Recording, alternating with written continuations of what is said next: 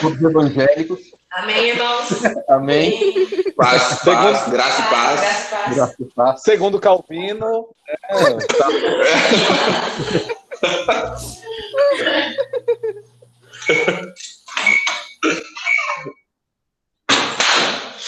A galera levou a sério. A galera levou a sério. Já desativaram o microfone. Aqui a gente tá tomando café. Aqui a gente tá tomando café da manhã também. Acabou de acordar. Eu tô fazendo, gente. Olha isso. eu já tomei cedo. Que idosa. Dá pra ver? Eu não sei se dá pra ver. Tô vendo você, Cindy. Pera, eu ativei o vídeo. Sim, tá vendo você. Tá vendo sua cara? Minha cara, meu Deus! Realmente, meu Deus mesmo, né? Gente, Tira, Cindy. Tá Mentira. linda. Não, deu pra ver sim, mas tá linda. Ai, ninguém merece, era pra ver o morango. Ai, gente. Morango? Opa. Não, mas não deu pra ver sua cara inteira, não. Deu pra ver só, tipo, sua testa, assim. Do nariz pra cima. Graças a Deus. Deus é bom. Morango Nossa, a gente tá gravando. Eu vou mostrar. Ai, socorro. Vai passar no culto, Cindy. Vai passar no culto. Vai passar no culto. Eu vou ligar o nosso aqui também. É meu fim. Eu tô pedindo minha carta de transferência hoje. Não, mas eu também olha minha cara, tudo zoado. Como que vira essa câmera aqui? Acho que não tem como virar, né? Aqui. Agora eu descobri que não tem como virar aqui. Ah, tem Dá sim, sim. alternar câmera. Eu tô Pãozinho, leite. Opa! Vou mostrar. A Rebeca ela não quer ver. Sabe, a mulher. R$10. A mulher sabe dificular. Olha.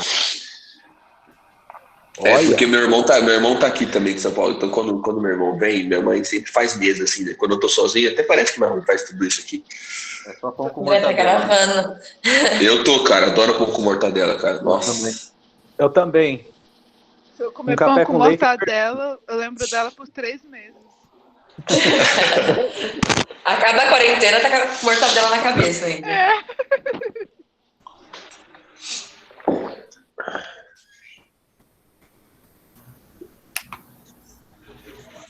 Pastor. Nossa, que cara séria, pastor. Tô procurando Eu vou até arquivo aqui, desconectar não meu consegui não microfone. achar, cara. Como é que eu faço isso? Não tá dando certo.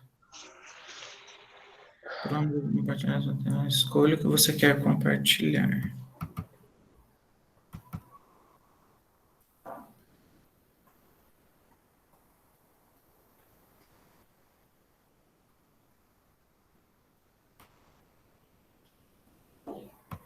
Ah, acho que deu certo. Deu certo aí? O PowerPoint? Tá aqui que você está preparando para todos aqui. Tá Veja. aparecendo. Estava demorando aqui. Tá aparecendo tua tela aqui, teu WhatsApp ali em cima. Não, o PowerPoint não? Não. Uai, calma aí.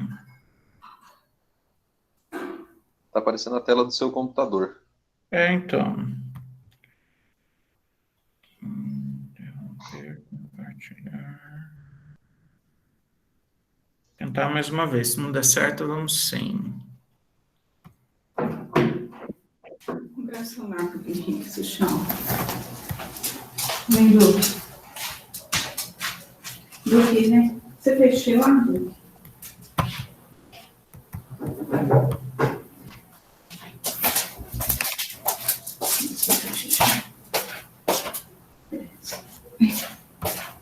Vem.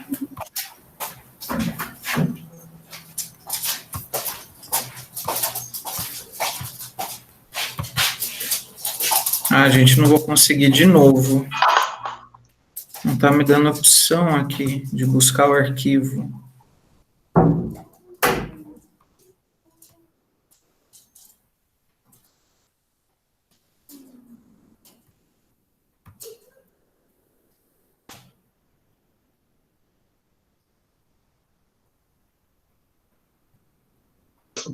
Ô, pastor, mas você estava fazendo certo. Naquela hora que apareceu pra gente, só que você tinha saído do slide, eu acho. Porque apareceu a sua tela do Google Meet. Então, é porque ele está... Quando eu coloco apresentar agora, uma janela, ou tela inteira, será? Não, ele... Não, mas era só... Eu não estou conseguindo selecionar o arquivo, entendeu? Essa é a questão. Ah, quando você aperta na janela, ele já abre aquela tela. Já abre aquela tela, exatamente. E as outras opções? Tem 3, não tem? Tem uma janela, tem mais outras 2, não tem? Um guia do Chrome. Ah, eu acho que é esse daqui. Deixa eu ver. Outra. Eu sei que tem várias, eu não sei qual que é. Não, mas não... Não. Vou tentar a última vez, senão não vai. Está pelo celular ou computador, pastor? Ele entrou agora. Acho que agora vai. Foi? Peraí. Sim. Agora foi. Ah, então tá bom. Ô, pastor, manda um beijo pra Leila depois, ouvir a voz dela aí de fundo, saudades dela. Ah, mandarei. Ela entrou aqui e já saiu. Beleza, gente, vamos orar, estamos atrasados. Eu cheguei atrasado aqui da igreja, mas a gente já começa então. Vamos lá. Senhor, eu quero te agradecer, ó Deus, porque a gente pode estudar a tua palavra. Quero te agradecer porque o Senhor tem alimentado o nosso coração nesse tempo tão difícil que a gente tem vivido, e o Senhor é a razão da nossa esperança, Deus. Nos abençoe mais uma manhã aqui, que a tua palavra alcance os nossos corações, em nome de Jesus, amém. Então vamos lá, terminamos a primeira epístola, vamos começar a segunda. A gente vai perceber, assim, uma diferença significativa, né? Eu acho até que pelo fato de Paulo ter tratado de tantos problemas e tantas situações ali na igreja, agora a segunda, ela tem um aspecto um pouco mais diferente nesse sentido, ela é mais carregada de emoção, a gente enxerga mais, acho que um pouco do coração do apóstolo. Um dos temas tão comuns aqui, ele vai defender muito o apostolado dele. Ele vai usar vários textos aqui, defendendo o seu ministério, defendendo o apostolado. A gente tem a segunda epístola, ela é escrita quando Paulo sai de Éfeso, numa viagem que ele faz ali para Macedônia, e já nesse contexto um pouco mais diferente daquilo que a gente viu. Tanto é que ela começa até com esse texto que vai abordar um pouco a questão do sofrimento, do consolo que vem de Deus. Até interessante pensar nisso, assim, considerando tudo aquilo que ele tratou, né, ele falou sobre o problema de imoralidade, sobre divisão na igreja, sobre a deturpação ali da ceia, a dificuldade para o entendimento correto da ceia, a necessidade de uma visão de corpo, da estrutura de corpo da igreja, tudo aquilo que a gente falou, e usando algumas expressões até muito duras, né, alguns falam foi uma carta muito severa, né, de Paulo. Agora ele entra falando sobre o consolo, aquilo que vem de Deus. É o que a gente vai pensar muito na questão do sofrimento, aí dos primeiros 11 versículos. Eu coloquei os textos aqui praticamente todos na tela, com alguns outros textos em paralelo, para a gente fazer a leitura. Vamos lá. Ô, André, você faz a leitura, vamos fazer como das outras vezes. Você faz a leitura do texto, mesmo que está aqui projetado, e já indica alguém para ler, alguém presente aí, obviamente, né? Alguém que possa fazer a leitura do texto de baixo, e assim sucessivamente. Tá bom, beleza. Pode ler? Pode ler. Beleza. 1 Coríntios 1, de 1 a 2. Paulo, apóstolo de Cristo Jesus, pela vontade de Deus, e irmão Timóteo, a igreja de Deus que está em Corinto, e a todos os santos em toda a Acaia. Graça a vós, outros e paz, da parte de Deus, nosso Pai, e do Senhor Jesus Cristo. Ok. Primeiramente, só relembrando, né, a gente já viu isso, essa é uma característica das escritas daquele tempo, né? Hoje em dia a gente coloca, quando a gente vai escrever um e-mail, por exemplo, né, assim, a gente coloca a nossa identificação no final, né? A gente diz, coloca o nome da pessoa, quem a gente está escrevendo, vem conteúdo, a gente se identifica no final. Aqui era diferente, né? Eles começavam a carta, isso que caracteriza até esses escritos, essas epístolas, as cartas que a gente tem na palavra de Deus. Os autores se identificando logo no começo, tá? O que eu quero destacar aqui, essa primeira frase, né? Paulo, apóstolo de Cristo Jesus, pela vontade de Deus. Então, essa primeira, a convicção que ele tinha, né, desse apostolado, a convicção ali de que ele era esse enviado por Deus, enviado como apóstolo de Cristo. Vocês se lembram que ele não fez parte do grupo dos discípulos, né? Ele se converte ali em Atos 9, a gente vai ler esse texto, já depois de Cristo ter morrido, depois de Cristo ter ressuscitado.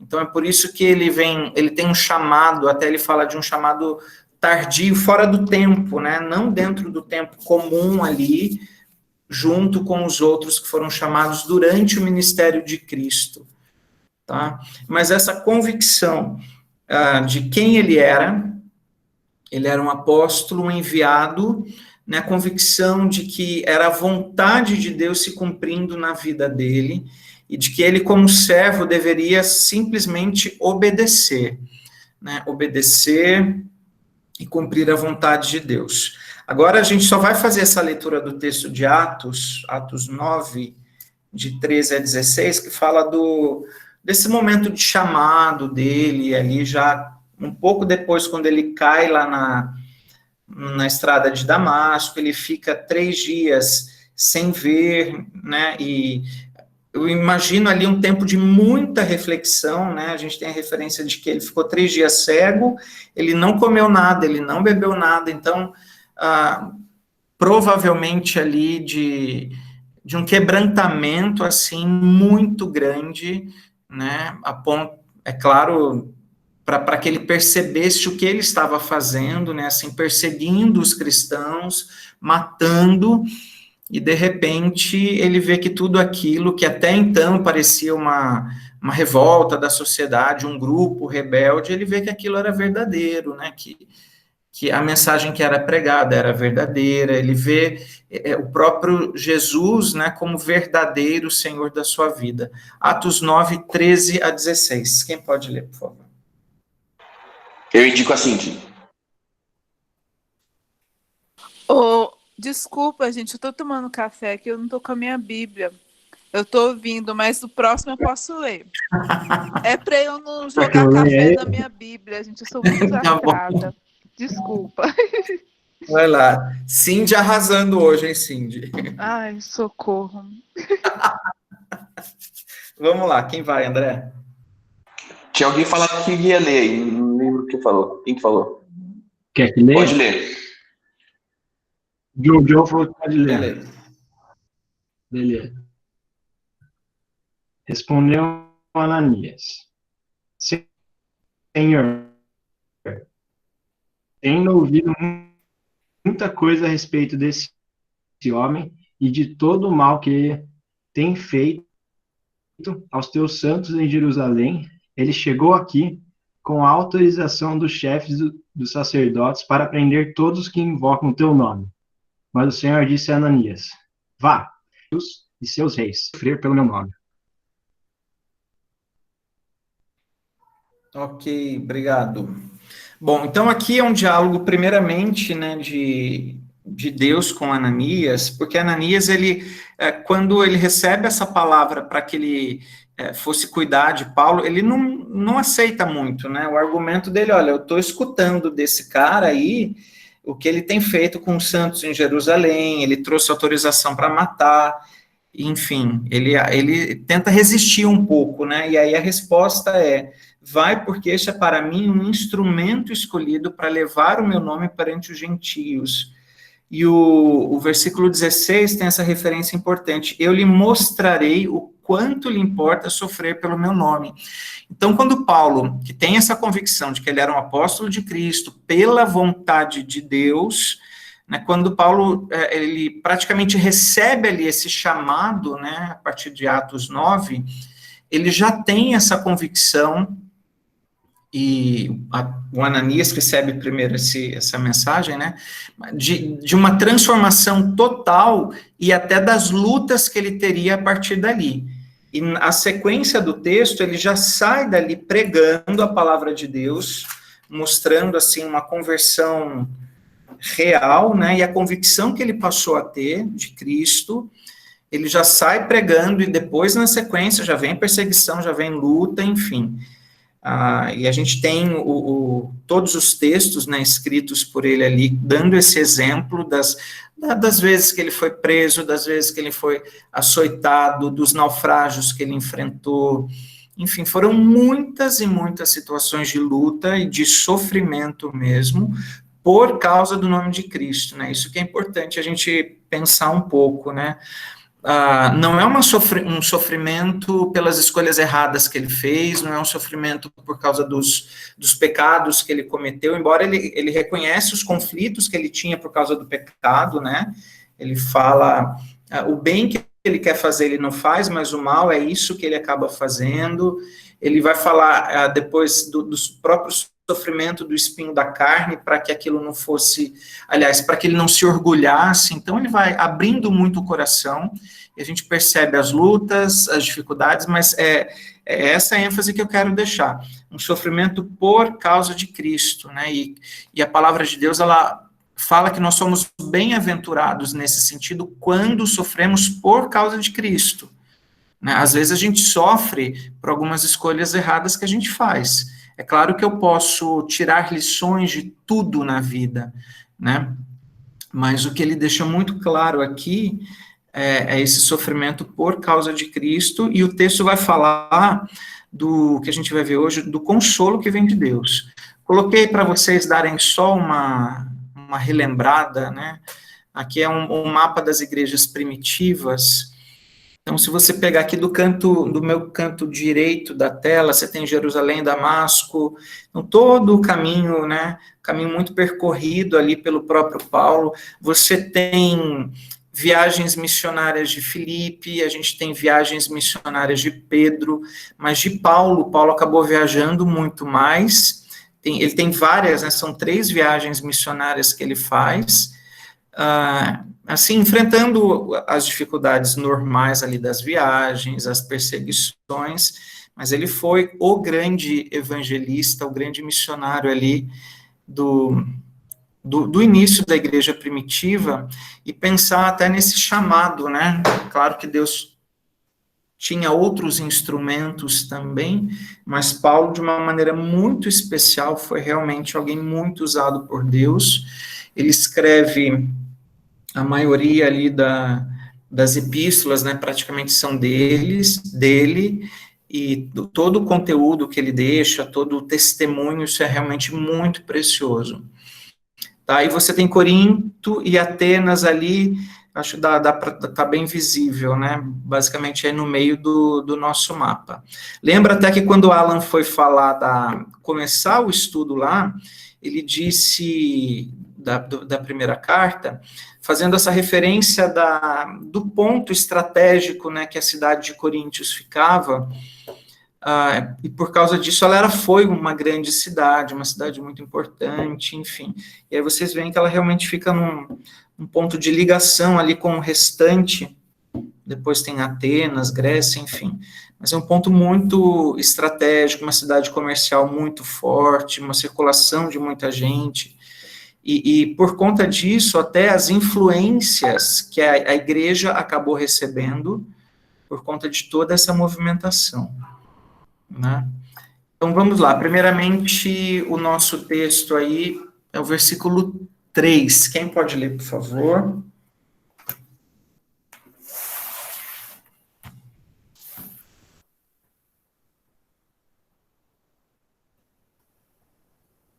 Alô, som? Bendito seja o Deus e Pai de nosso Senhor Jesus Cristo, o Pai de misericórdias, Deus de toda a consolação.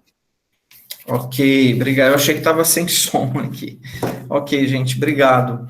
Bom, ele começa ali, o versículo 3, falando, se referindo a Deus, né? Eu quero destacar essa expressão, o Pai de misericórdias, o Deus de toda consolação.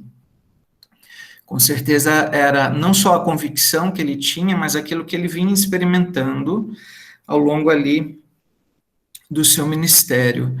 E pensar, né, a gente tem essa primeira palavra, pai. Eu sei que geralmente, assim, geralmente não, deixa eu me corrigir aqui. A gente pode até ter alguns exemplos, algumas referências negativas quando a gente pensa na figura de um pai, né, humano aqui, os nossos pais, né, se não os nossos, mas talvez algum exemplo que a gente já tenha escutado, né, que evidenciem, assim, a imperfeição, o pecado, mas na maioria das vezes, as referências que a gente tem dos nossos pais são pais cuidadosos, pais amorosos, e que, assim, com todo o amor e carinho, né, com todo o cuidado na educação, eles erram, né, eles falham no processo ali de educação. Eu, como pai, posso falar isso, né, a gente muitas vezes erra achando que está acertando e acerta achando que está errando. É um grande desafio, né, a responsabilidade da paternidade realmente não é fácil. É um privilégio, é uma bênção de Deus, mas é um grande desafio. Mas a gente tem essa referência, né, de que até mesmo quando os nossos pais falharam, no caso até de pais que eventualmente não deixaram uma boa lembrança, né, que eventualmente acabaram, sei lá, talvez errando mais do que acertando, né, dentro de suas casas, o nosso Deus, ele é o Pai de misericórdias, ele é o Pai perfeito. Então, ainda que eventualmente a gente tenha até sofrido, num certo sentido, né, pela ausência de um pai mais companheiro, de um pai mais amoroso, de uma família mais estruturada, né, a gente tem essa convicção, né, de que o nosso Deus, ele é o Pai de misericórdias. Quando a gente pensa na misericórdia, a misericórdia é presente na Bíblia do começo ao fim, né, a misericórdia é presente nas nossas vidas. A misericórdia é a gente não receber aquilo que a gente merece, uma definição mais simples, né? A graça, ela é o favor imerecido. Eu recebo o presente que eu não mereço, eu recebo o favor que eu não mereço. A misericórdia é, eu sou poupado em receber aquilo que eu mereço. Né? Quando a gente se percebe como pecador, como miserável, como alguém indigno da bênção de Deus sobre as nossas vidas, e mesmo assim, né, apesar de nós, ele nos abençoa. Então, o nosso Deus, ele é o Pai de misericórdias, né? Ele é o Pai perfeito. Outra referência importante é quando Jesus nos diz que a gente não deve viver mais com espírito de medo, né? Mas que a gente pode se aproximar de Deus clamando Abba, Pai. O Abba ali como sendo a própria expressão papai, papaizinho.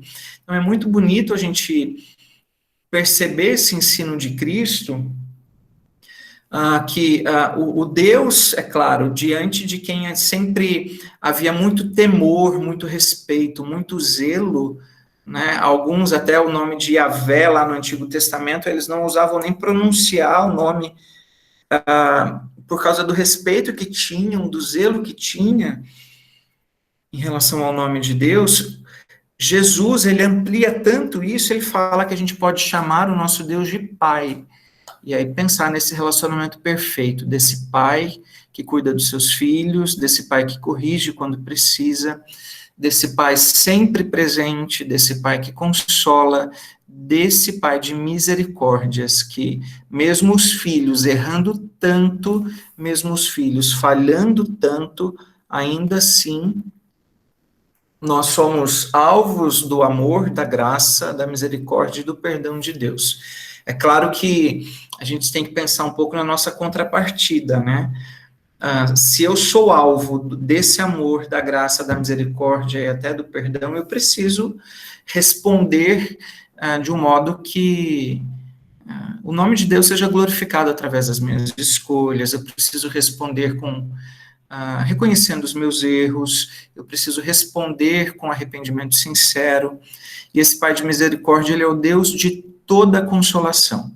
Então, são expressões, assim, muito lindas, e esse texto que a gente vai ver hoje é um texto realmente muito lindo, muito rico, né, e que traz esse consolo para o nosso coração, quando a gente pensa que o nosso Deus é esse Deus que e o Espírito Santo, né, hoje em dia, com a vinda dele, né, ele acaba cumprindo muito esse papel. O Paráclitos é aquele que caminha conosco, é aquele que não nos abandona, é aquele que ele nos convence do pecado, da justiça e do juízo, mas ele também é o nosso consolador, né? Então, o Deus de toda consolação é aquele que nos sustenta nas horas mais difíceis, e o texto vai falar muito sobre isso. Provavelmente, eu imagino que sim, nessa altura do campeonato, da sua vida, né, da vida de cada um de vocês aqui, eu tenho certeza que vocês já experimentaram essa consolação que vem de Deus. Tá? E a gente vai ver como isso é precioso na nossa vida. 2 textos que falam um pouco sobre isso, sobre o consolo que vem do Senhor, Isaías 40, 1 e 2, e depois 51, 3. Por favor, podem ler aí.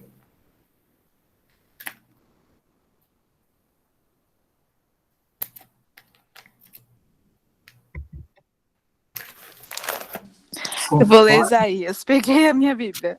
Ai, gente, alguém tá lendo.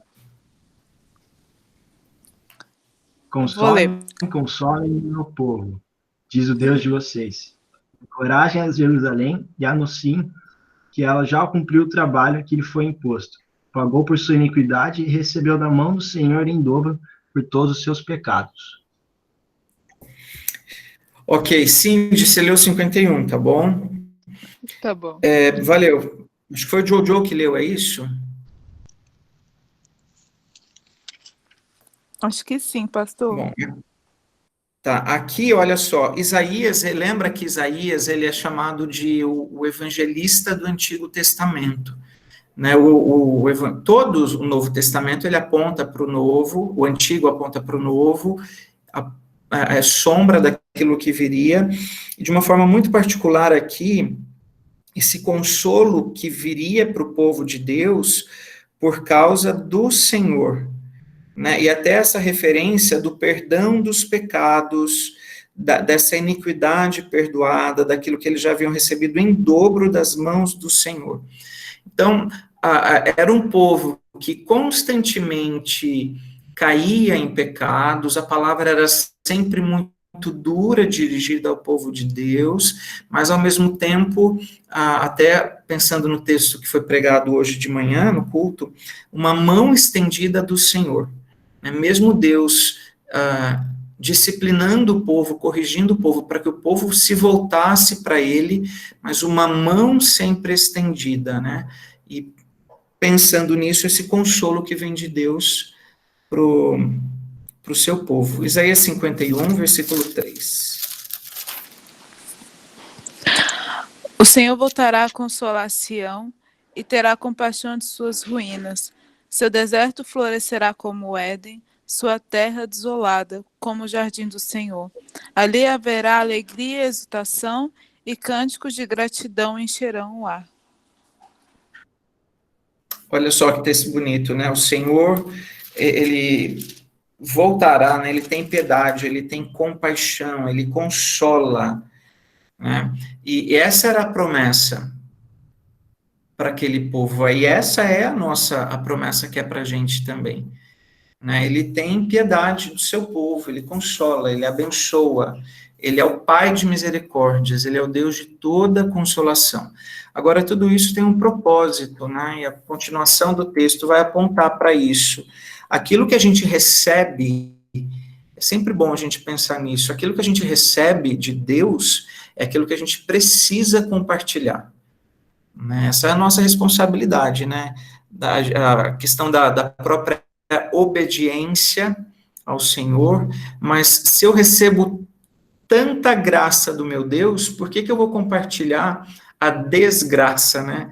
Usando aí a palavra. Se eu recebo misericórdia de Deus, por que eu vou compartilhar juízo, condenação? Então, o texto vai nos ensinar isso. Quem pode ler, por favor?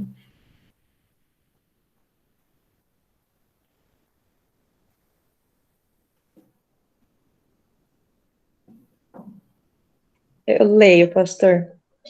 Vai lá. É Ele que nos conforta em toda a nossa tribulação, para podermos consolar os que estiverem em qualquer angústia, com a consolação com que nós mesmos nos contemplados por Deus. Olha só, eu penso nisso aqui como um ciclo, né? Um ciclo muito abençoado.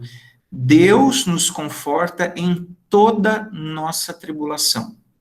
Até essa palavra tribulação, dando a ideia, é claro, a gente sabe o que é, mas de uma situação meio sem saída, sabe? Quando você não consegue enxergar meio que uma luz no fim do túnel, pelo menos num momento, né, durante um tempo, e quando isso acontece, Deus nos conforta. Agora, há um propósito também maior nisso, né? Claro que, primeiramente, Deus consolando e confortando o seu filho, sem sombra de dúvidas, né? A gente vê Cristo no ministério dele, ele tendo compaixão das pessoas que chegavam a ele desesperadas, sem esperança, que clamavam ali por cura, por libertação. Ele se compadeceu, né? Então, essa é a essência do nosso Deus, ele é um Deus compassivo. Agora, um segundo propósito, né, o primeiro, é claro, é o consolo de quem está passando pela tribulação, mas o segundo propósito é a gente poder consolar quem estiver em qualquer angústia. Pensa nisso, né? Você recebe esse consolo que vem de Deus, Deus já te abençoou em várias situações da sua vida, você já enfrentou várias lutas. E sabe aquela sensação, até ontem na palavra do reverendo Rodrigo, né? No olho do furacão, às vezes, a gente não consegue entender muita coisa, a gente não consegue ter muitas respostas. Depois que passa, quando você você consegue olhar para trás, né, e fazer essa reflexão, e até perceber, né, assim, poxa, como Deus te sustentou, como Deus te abençoou, e aquela própria situação, assim, de você não saber nem de onde veio, quer dizer, você sabe que vem de Deus, né, mas, assim, aquela sensação de tanta fraqueza, né, de você se ver tão incapaz, como é que você conseguiu atravessar, como é que você conseguiu vencer? Só por Deus. Né, porque ele é o Pai de misericórdias, ele é o Deus de toda consolação, porque é ele quem nos conforta em toda a nossa tribulação. E aí, quando você passa por isso, você consegue ser usado por Deus para consolar outras pessoas. Né, eu tenho certeza que muitas coisas, né, que Deus permite que a gente passe, que a gente enfrente, para o nosso próprio aprendizado, mas também para que depois isso sirva de testemunho, né? Sabe aquela situação assim de, eu sei o que você está passando, isso faz toda a diferença, né? Porque às vezes a gente quer consolar alguém, não que isso não possa acontecer, mas às vezes a gente quer consolar alguém, a gente não faz a menor ideia do que a pessoa está passando, né? Então, a gente, às vezes, não tem nem palavras, a gente nem sabe muito bem o que dizer, porque a gente nunca viveu aquela luta, aquela situação. É claro que, mesmo assim, Deus vai te usar, né? Mas é muito diferente quando você fala de alguma coisa que você viveu. Isso faz toda a diferença. E até essa frase que eu disse, né? eu sei o que você está passando. Eu já passei por isso. Eu já passei por isso e Deus me abençoou. Eu já passei por isso e Deus me deu forças para vencer. Eu já passei por isso. Eu sei o quanto é difícil, eu sei o quanto dói, eu sei o quanto o seu coração está apertado, mas tenha fé, tenha esperança. Na mesma medida em que eu consegui vencer, você vai conseguir vencer também. Né? Então, olha que especial, né? Ele nos conforta para que a gente console quem estiver em qualquer angústia. E aí, de novo, o encerramento, né, desse ciclo, com a consolação, com que nós mesmos somos contemplados por Deus. Eu recebo de Deus, eu compartilho. Será que a gente tem feito isso como igreja? Será que a gente tem prestado atenção nas pessoas ao nosso redor? Será que a gente tem prestado atenção nas lutas das pessoas ao nosso redor? É claro que agora, nesse tempo que a gente está isolado, talvez isso fique um pouco mais difícil, mas, sabe, a gente percebe algumas, sei lá, algumas posturas, a gente tem, às vezes, algum feedback. A gente pode procurar também tomar a iniciativa de ser um pouco mais proativo nesse sentido, né? Porque talvez a nossa tendência seja assim, a gente consolar quem se abriu com a gente consolar quem... A gente sabe, literalmente, que está atravessando por alguma batalha, por alguma tribulação, mas talvez a gente possa dar um passo, né, de se preocupar um pouco mais com o outro, né, de ir um pouco ao encontro, mesmo que seja através de um contato no WhatsApp, através de uma ligação, né, enfim. Então, esse é um ciclo muito abençoado, há um propósito, né, maior aí no sofrimento. A gente não enxergar isso apenas, Deus está nos provando, Deus está nos disciplinando. Deus tem um propósito para tudo, né, a gente sabe. E toda luta, creio que sempre vai trazer essa reflexão para que a gente se aproxime mais de Deus, para que a gente, de repente, aí se arrependa de pecados, para que o nosso coração seja quebrantado, mas além disso, o propósito para que a gente seja instrumento de bênção na vida de alguém. E esse é o papel da igreja, né? A igreja é um grande hospital, né, com todos ali buscando a cura, buscando o tratamento que vem de Deus para o nosso coração. De repente a gente pode até pensar, alguns ali mais enfermos do que outros, talvez pelas lutas que enfrentem, mas todos nós estamos no mesmo pé de igualdade, né? Somos todos doentes, precisando da cura que vem de Deus. E é aquilo que Cristo fala quando ele foi muito criticado, né? Por que ele come com pecadores? Ele fala, eu vim para os doentes, né? Eu não vim para os sãos. Quem se acha são, quem se acha curado, não precisa mais, basicamente é isso que ele fala, né? É claro que havia uma crítica muito dura ali aos fariseus, aos escribas, que se achavam muito melhores do que os outros, mas essa convicção, né, que a gente precisa ter a partir da palavra do próprio Cristo.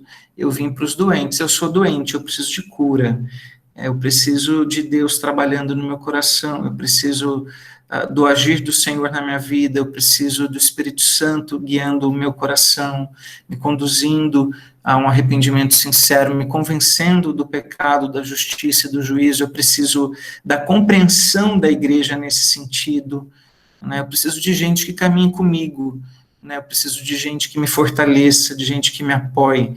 Na medida em que a gente tem essa convicção, com certeza isso faz toda a diferença, né? Toda a diferença na vida da igreja. Então, pense primeiramente nisso, nesse propósito em receber e compartilhar, né? Aquilo que eu recebo de Deus é o que eu compartilho também. Alguém quer falar alguma coisa? Vocês preferem deixar isso para o final? Tá? Se alguém quiser, de repente, participar pastor, aí, à vontade. Eu queria falar alguma coisa. É muito difícil quando você sofre por algo, como você falou, né, que você, tipo, não fez nada para isso, né? Quando você sofre como consequência do seu pecado, ok, você apanha calado porque você sabe, né? Só que quando você está sendo justo diante de Deus, assim, né? Ele que ajuda, lógico que a gente não é bom, né? Mas é ruim, é difícil a gente entender, né? E é difícil a gente entender que Deus, a nossa vida é um reflexo do que Cristo fez, que Cristo ele foi sacrifício pela gente. Então a gente tem que ser sacrifício pelo outro também. E como isso é duro, porque é matar o nosso eu, o nosso ego. E o quanto a gente é transformado quando a gente deixa ser sacrifício pelo outro, né? Ser obediente a Deus e cumprir aquilo que Ele quer. Só que isso não é fácil. Normalmente a gente quer fugir, né, dessas situações, mas a gente precisa passar e aprender, né, com essas provações, né? Sim, com certeza. A gente já falou sobre isso, né? Os desertos são necessários, né? Se a gente pudesse pegar um atalho e fugir do deserto e fugir dos vales, né? Provavelmente a gente faria isso, né? Acho que voluntariamente ninguém escolheria, né, o sofrimento, ninguém escolhe. Mas, ao mesmo tempo, a gente seria privado de muitas lições, né? Então, o sofrimento, ele é uma escola, né? E, com certeza, existem situações que são muito difíceis, é difícil ali no momento a gente conseguir ter, talvez, até um pouco de lucidez necessária para perceber, assim, ok, sabe, é difícil, eu estou sendo provado, estou passando por uma luta, vamos em frente, né? Talvez seja difícil a gente pensar tão claramente nesse sentido, mas aí a gente tem que recorrer a Deus mesmo, para que Ele nos ensine, nos mostre, nos acalme, né? E principalmente para que a gente encontre nele esse Deus de misericórdia e Pai de consolação, que nos conforta em toda a nossa tribulação. A gente não pode, o texto até vai falar sobre isso, né? A gente não pode desesperar, entrar num desespero, né? Mas que em algum momento a gente chore, faz parte, que em algum momento a gente se perceba mais entristecido, mais desanimado, acho que faz parte. Sabe? Nós não somos super-heróis, a gente só não pode se desesperar, a gente tem que sempre recorrer aí para o nosso Deus, e até buscar isso na igreja também, né? Eu já falei algumas vezes como a igreja de Taubaté foi importante nas fases mais difíceis que a gente enfrentou em casa, a igreja foi o nosso porto seguro, e eu tinha irmãos e irmãs ali, a nossa família tinha, né, pessoas que a gente tinha muita liberdade de chorar com eles, né, de pedir oração, e isso fez toda a diferença, isso faz toda a diferença, né? É importante que a gente entenda a igreja dessa forma, né? De 5 a 7, alguém leia aí, por favor.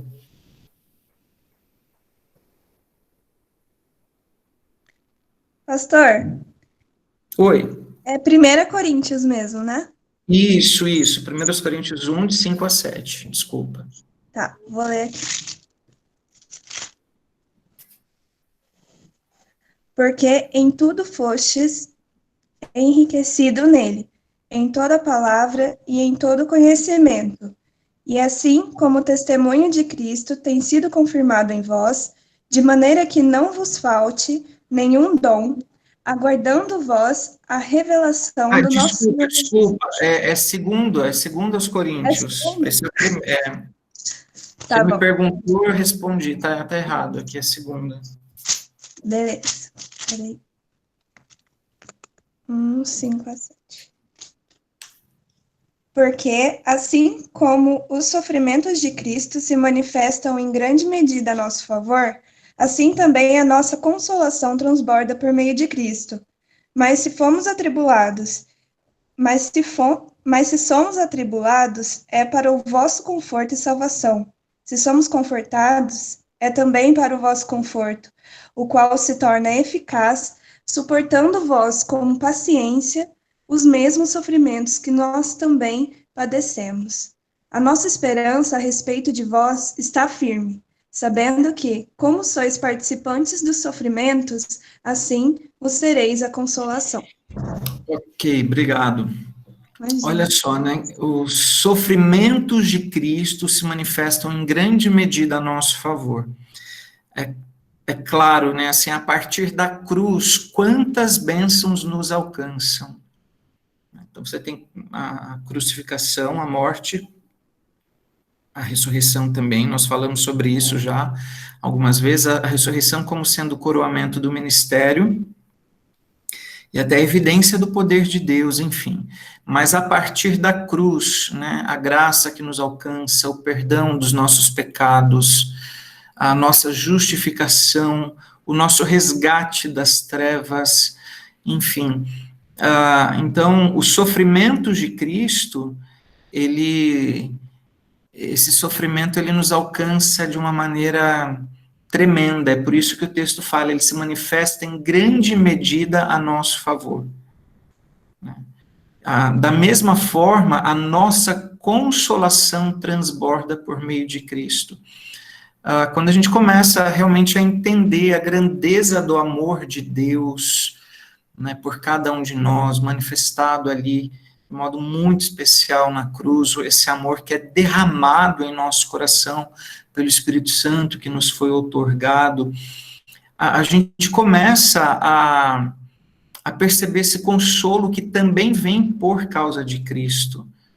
Né? Se nós estávamos mortos nos nossos delitos e pecados, e pela graça, né, nós fomos transportados do reino das trevas para o reino de luz, a vida em abundância que nós temos em Cristo, né, o nosso coração de pedra que foi transformado, retirado ali e trocado por um coração de carne. Então, a gente precisa ter essa consciência, né, isso precisa sempre estar muito vivo no nosso coração, e a certeza de que, na mesma medida que esse sofrimento se manifesta em nosso favor, a consolação também. E ali depois, uma outra frase, quando Paulo vai falando, o qual se torna eficaz, suportando com paciência os mesmos sofrimentos que nós também padecemos. Suportar com paciência, como isso é possível, né? Porque nós somos consolados por Deus, porque Ele é o nosso Pai de misericórdia, o Deus de toda consolação, porque Ele nos sustenta nas horas mais difíceis. Essa ideia de suportar como algo que realmente é difícil, né? É uma luta, né? É algo que exige muito de nós. E a paciência, né? Deus está trabalhando no nosso coração, a paciência no sentido de que, até um outro texto de Paulo, né, a nossa tribulação, ela é leve e momentânea, né, você fala, poxa, mas como assim leve, né, estou sofrendo há tanto tempo, estou lutando há tanto tempo, momentânea, parece que é eterna, não passa nunca, e é tão difícil de suportar. A nossa perspectiva tem que ser a perspectiva de que tudo isso um dia vai passar, né?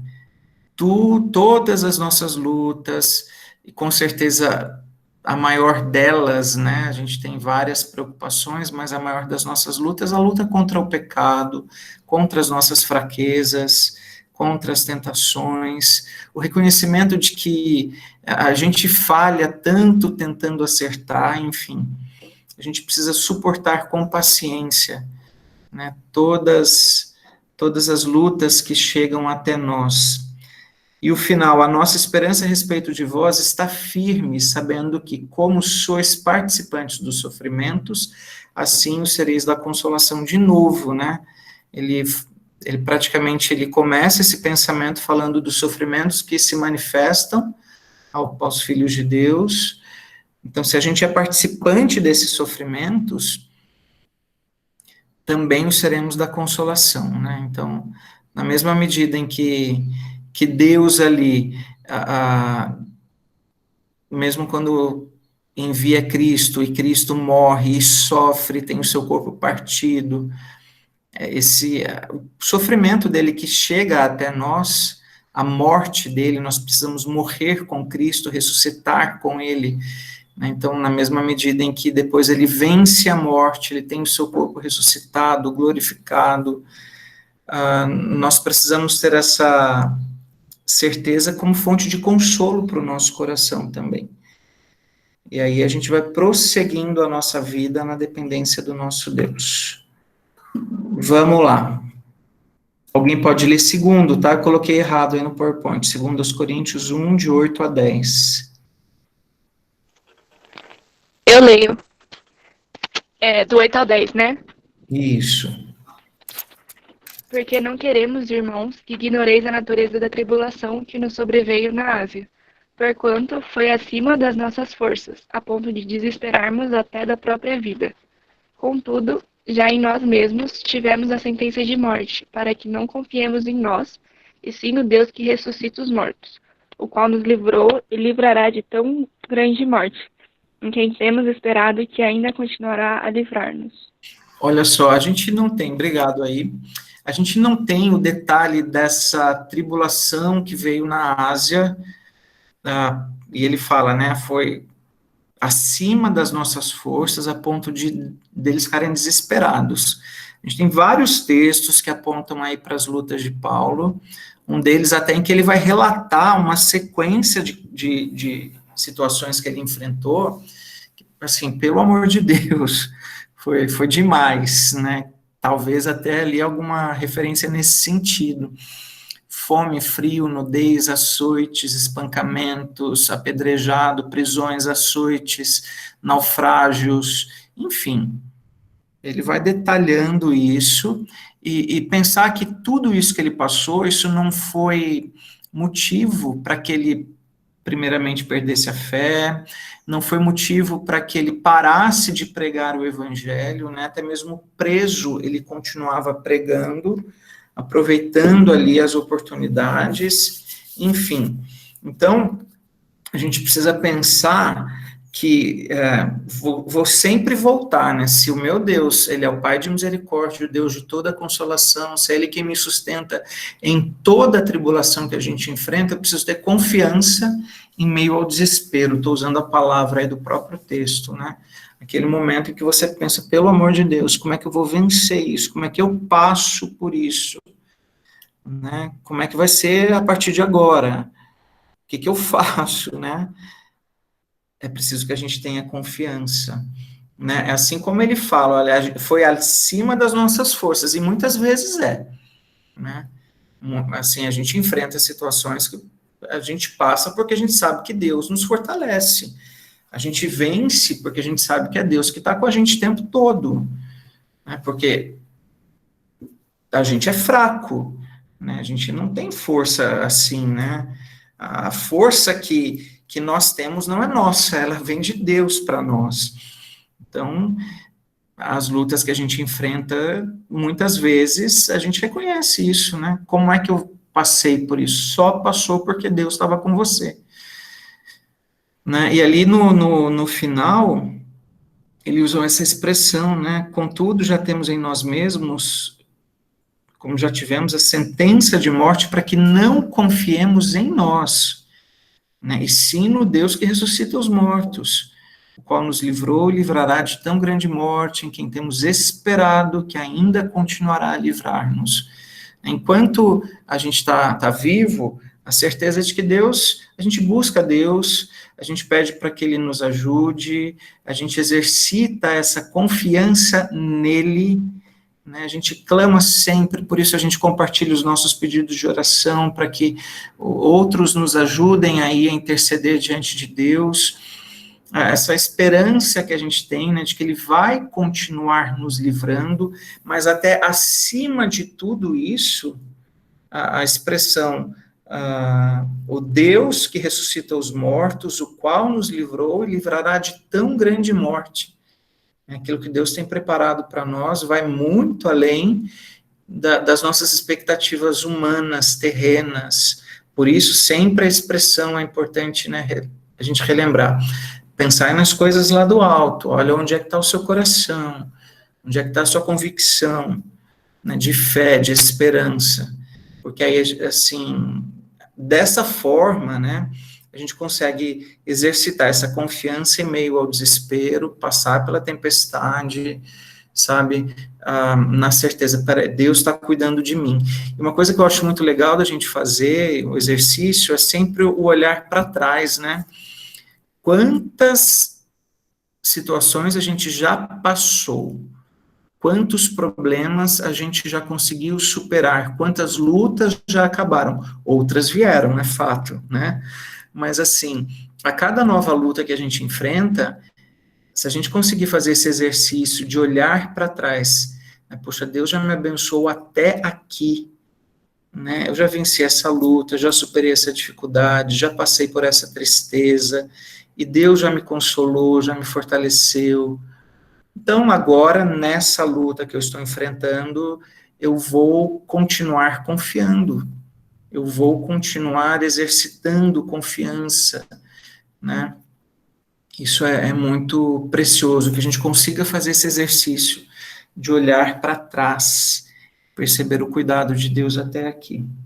Caminhando aí para o final, apenas o último versículo.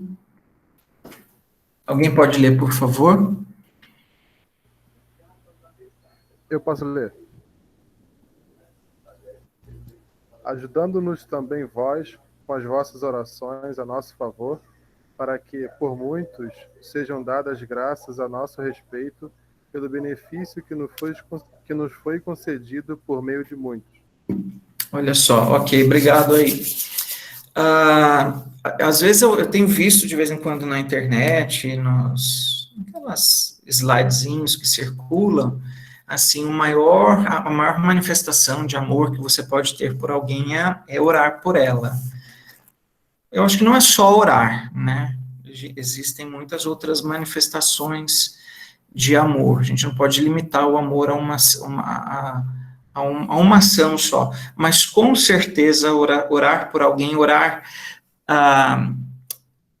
sistematicamente, né? Pensar nesse sentido, não só com aquela mãozinha que a gente às vezes coloca ali no grupo, que eu entendo que você vai fazer a oração quando há o pedido, mas realmente interceder por alguém que esteja precisando.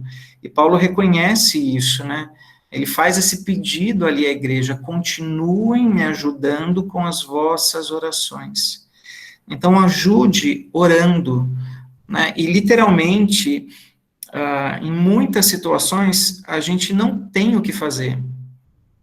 Às vezes, algumas lutas que você já tem enfrentado, mas ninguém te ajudou porque não havia o que fazer. Não é uma vontade, egoísmo, indiferença. Aí a expressão que a gente usa, né, a única coisa que você vai poder fazer é orar.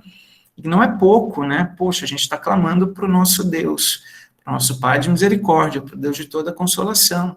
Então é Ele que a gente vai clamar, é Ele que a gente vai orar. Então, esse exercício, né, de orar um pelo outro, de sustentar em oração. E o reconhecimento de que a gente ouve isso, né?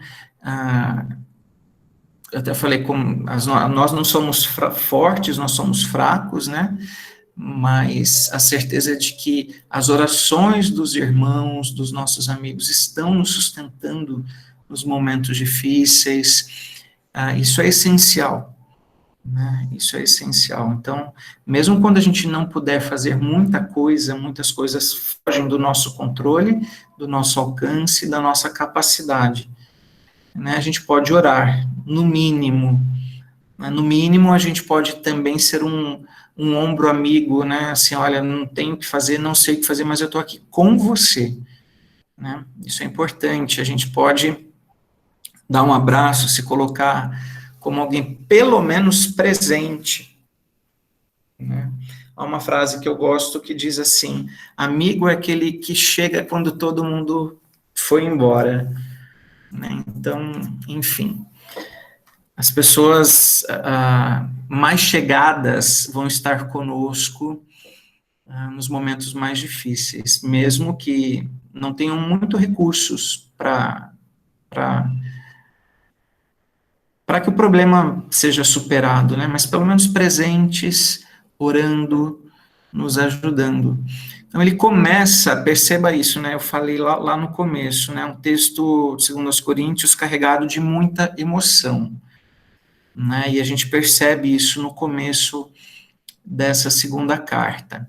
Lembrem-se disso, o nosso Deus é o Deus de toda consolação, seja qual for a sua luta, Deus vai te sustentar, Deus vai te abençoar. Você pode até não entender muita coisa do que está acontecendo, ou até do que já aconteceu, mas mesmo que a gente não entenda, Deus continua nos sustentando e consolando. Compartilhe aquilo que você recebe de Deus, né? As lutas que você tem enfrentado, quem sabe um dia vão ser o testemunho que você vai poder usar para ajudar alguém que vai enfrentar a mesma luta, a mesma dor. Isso faz toda a diferença, né? Quando você realmente consegue dizer, eu sei o que você está passando. Tenha esperança em meio às crises, às lutas, esperança no desespero. Não perca nunca a esperança. E ajude orando, né? Quando a Bíblia fala, a gente deve suportar um ao outro, né? Ser suporte, ser bênção. A igreja precisa exercitar, né? Esse consolo que a gente recebe, compartilhar, e nós juntos vamos caminhar aí para até que o Senhor nos leve, né? A gente não deve deixar nenhum soldado caindo no meio da batalha. A gente precisa fazer, às vezes, diminuir o nosso ritmo. Quem sabe, às vezes, a gente vai precisar voltar um pouquinho para trás para buscar alguém que ficou caído, né? Então, que a gente faça isso e que a gente recorra sempre ao nosso Deus, Pai de misericórdias e Deus de toda consolação. É isso, avancei um pouquinho o horário, mas começamos um pouquinho atrasados, né? Deus abençoe vocês. Tenham um excelente domingo. Eu vou tirar o PowerPoint aqui, mas se alguém quiser falar alguma coisa, enfim, tá bom?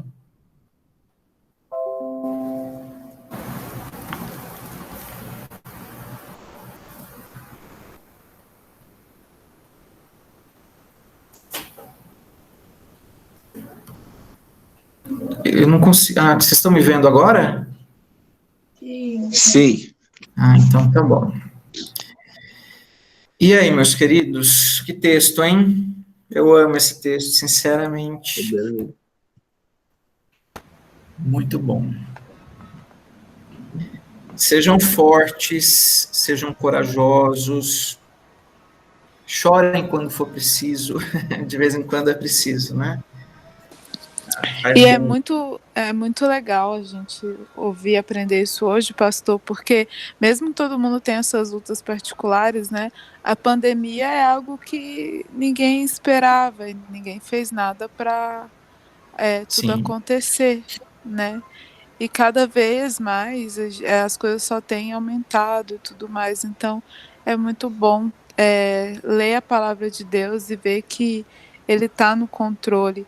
E uma coisa que tem me fortalecido assim muito nesse tempo, a todo tempo, ainda mais como eu acabo tendo um tempo maior, né?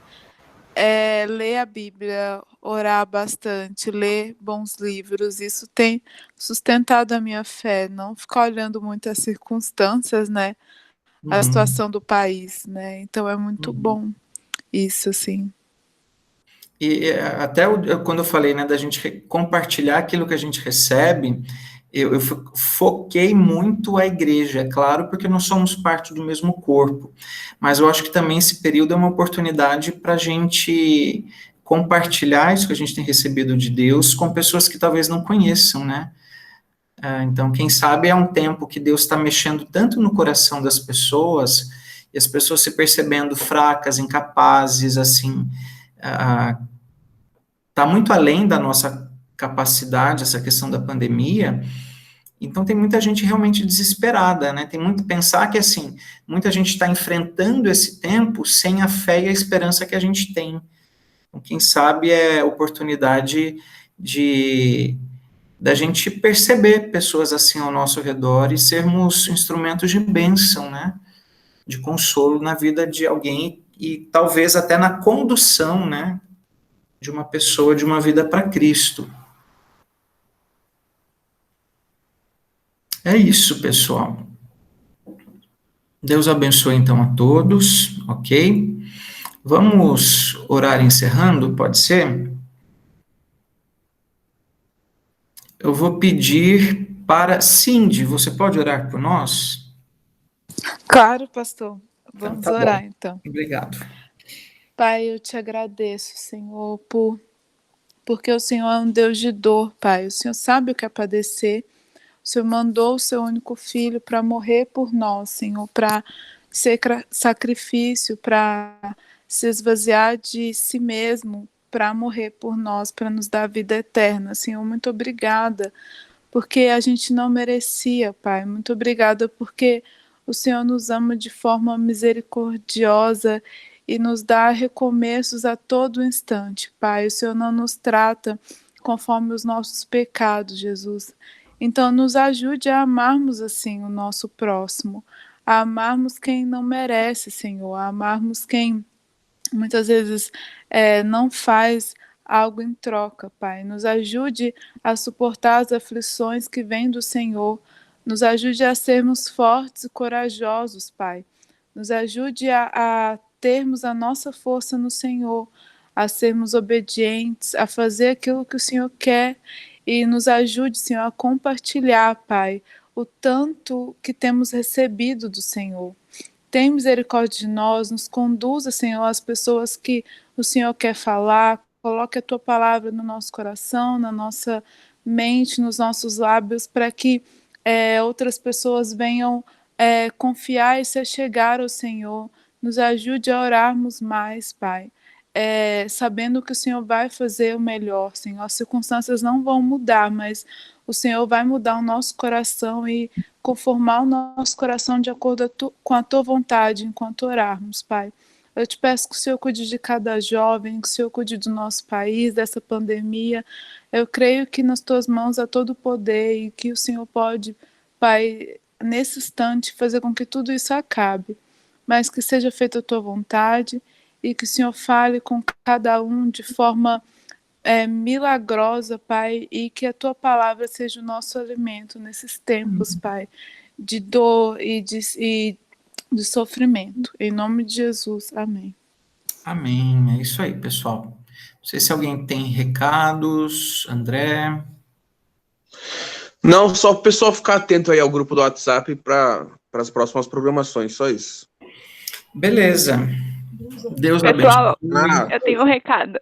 Isso, eu ia lembrar disso. Fala aí, Carlinha, pode falar. Lembrando que a gente está pegando a lista, né? Para quem quiser novas camisetas, a gente vai fazer um novo pedido. Então, se você quiser mais uma ou quiser uma nova, fala comigo que eu reservo a sua, beleza? Até dia 31 de maio a gente vai aceitar e depois a gente vai fazer o pedido. Show. Bom domingo, galera. Deus abençoe vocês. Saudades, viu? Saudades. Tchau, bom domingo, Vamos lá. gente. Saudades. Bom domingo Tchau, pra gente. todo mundo. Tchau. Tchau, gente. Bom domingo. Deus abençoe. Amém.